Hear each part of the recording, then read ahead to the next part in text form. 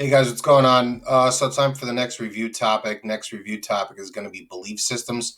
Look, I know our AIM numbers are all jacked up, but let's just try to kind of roll with the punches a little bit. I know they're coming out of order a little bit, but I'm trying to review them in the order of that we learned them originally, so you can see the progression going. So sometimes the numbers might not match up, but do my best here.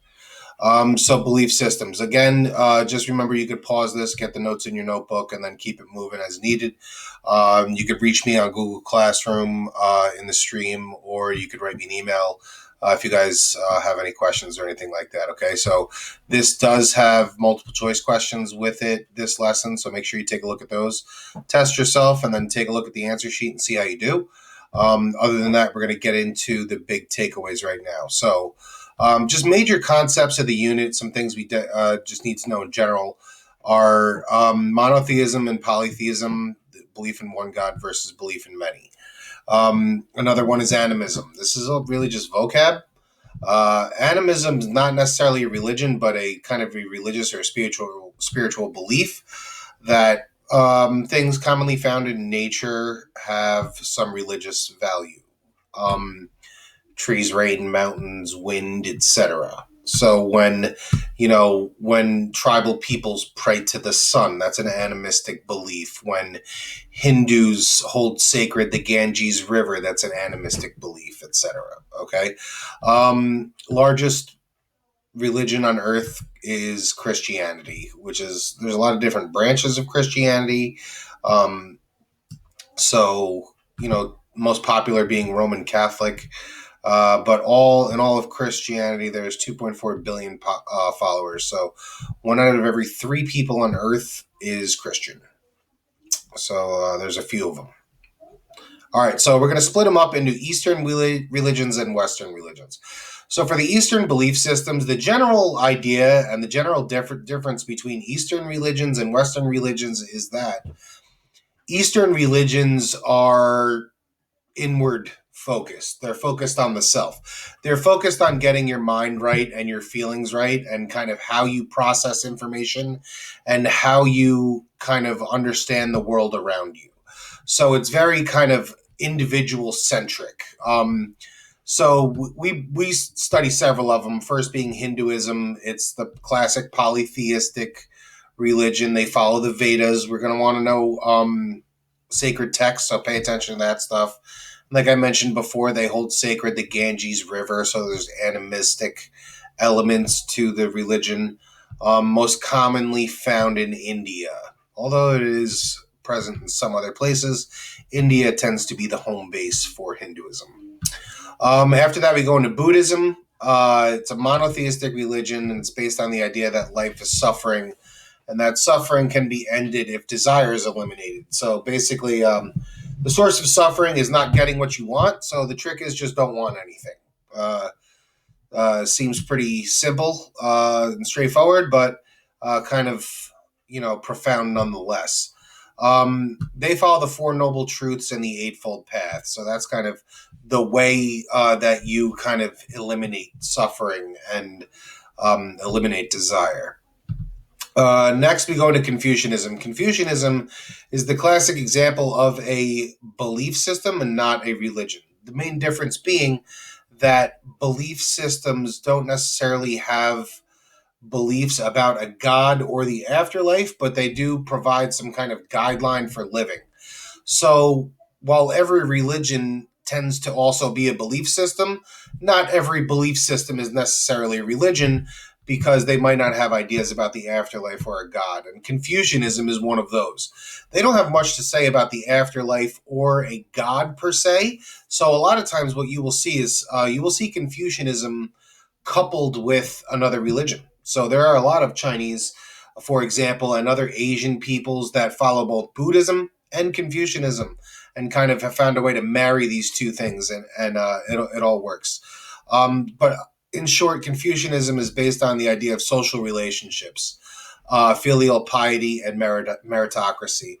Social relationships, just the idea that know your place. depending on who you're interacting with, be it your parents or your teachers or your friends or your brother or your wife or your ruler and you're the subject, etc., there's a way that you should act. And if everyone just acts appropriately with regard to their social relationships, then society will run harmoniously. Filial piety is just the idea of it's basically ancestor worship and respect for your elders. And then meritocracy is the idea that jobs in society should be dependent on ability, not necessarily who you know. So this is the civil service exam. All that is kind of Confucian ideals. We got into some other smaller ones like Taoism, Shintoism, um, and I think Sikhism also we talked about a little bit, but in general, these are the big things that you need to know. So just make sure you get these down. After that, we get into Western belief systems. The big three, we call them the Abrahamic religions because they all have their roots in the Old Testament and they all share common history right up until Abraham in the Old Testament. So, first is Judaism because it is the oldest of the monotheistic Western quote unquote religions. Um, Follows the Torah and Talmud as their sacred text and the Ten Commandments. So, there are some similarities with Christianity, and this goes way, way back. We're talking, 2000, 3000, 4000 BC, when, the Hebrew tribal people kind of adhere to this religion, and it is their religion, and it spreads from there. Eventually, that gives birth to two offshoots of Judaism, which are Christianity and Islam. Christianity follows the Bible, so it shares the Old Testament with Judaism. Believes in the seven sacraments, so like marriage, communion, anointing of the sick, and several others, baptism. And it is made especially popular when it is adopted as the official state religion of the Roman Empire. Once it becomes the state religion of the Roman Empire, it explodes in popularity. So that has something to do with the idea that it is, the most widely followed religion in the world. After that, we get into Islam.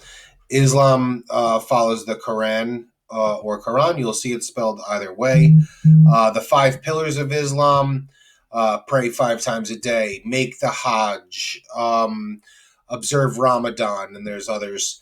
And Islam is made up of many sects, which are just different branches: Sunni, Shiite, and there are many more, but those are the two most popular and most often discussed.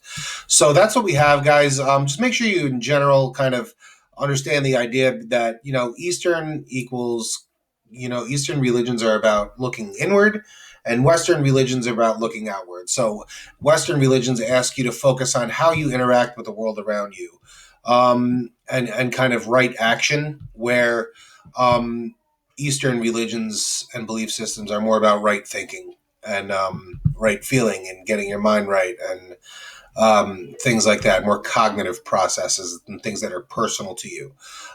Those are the general ideas. Again, if you guys have any questions, reach out, but these are the highlights as far as what we need to know.